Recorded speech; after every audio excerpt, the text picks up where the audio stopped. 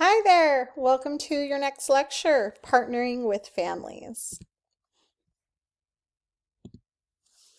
So, one of the reasons that we partner with families is to create these deeper relationships with the families, the adults, and also with the children. So, when we partner with families, we gain an expanded, richer, more powerful awareness of the complexities of how children develop. Family members feel more assured that their child will be safe and well cared for because they can begin to develop a sense of trust for you. And children gain a deeper sense of security, support, and predictability. We want to help families feel welcome. So, in addition to talking to the parents or other adults in the family, we want to take time to observe their unspoken communication and body language. That will help us to measure their comfort level in the classroom. Further, we want to be friendly but not so overwhelming that so that parents have a chance to open up at their own rate. Some will be very talkative from the get-go, and others will warm a little more slowly. You also want to let everyone know that you respect and appreciate the hard work of parenting and that you in no way think that you are more important than they are. And you want to be sure that the room is arranged in a way that encourages families to want to spend time there. So take a look around your program. Do you only have infant and toddler size seating? Where should parents sit if they want to spend time with their children? Do you have the drop-off area kind of blocked off so that parents or families just come in and drop the child off? Or do you have a program which welcomes them in to help get their child settled? Some of the ways that we can encourage family interaction while parents are there, we can encourage them to participate in some of the activities. We can spend time with the parents as they're interacting with their child in the room. This helps them to see your support and interest in working as a team. You can include special objects or customs from a family's culture to help them feel valued as members of the community. You can also have family interaction that makes connections between the classroom and home. You can ask about new things the child might be experiencing or is exposed to at home. You can ask about feeding and sleeping habits and any cultural or dietary requirements that are important for you to be aware of.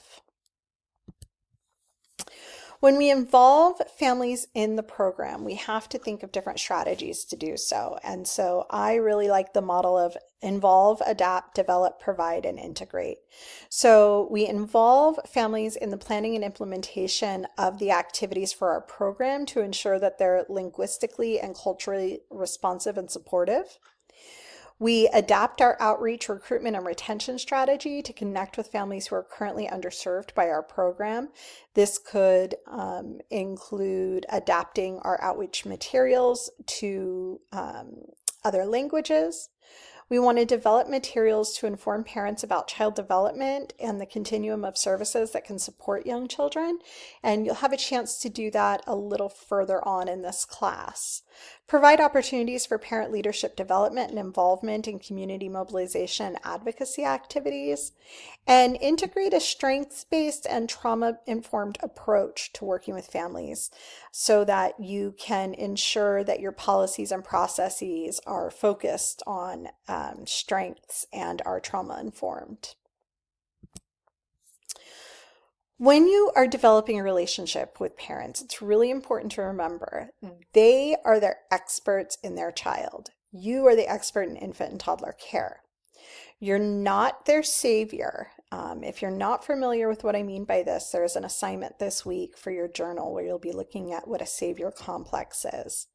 You're also not their superior. You are not more important than those parents. And even though you're an expert in infant toddler care, you are not smarter than the parents when it comes to their own child.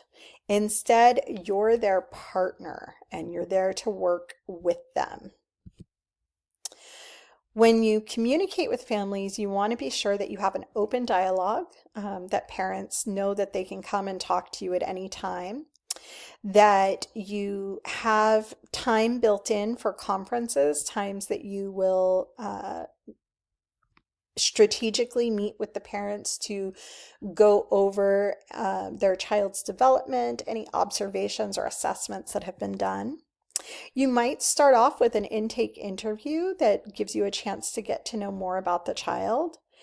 And also remember that when we're communicating, sometimes it's important to just listen and sometimes it's important to help. And sometimes we have to ask parents which one they want. Most importantly, respect families. So this is a really brief lecture, but your reading this week comes from the PITC program on connecting with families. And they have some really great ideas and explanations of the importance of creating those relationships. Have a great week.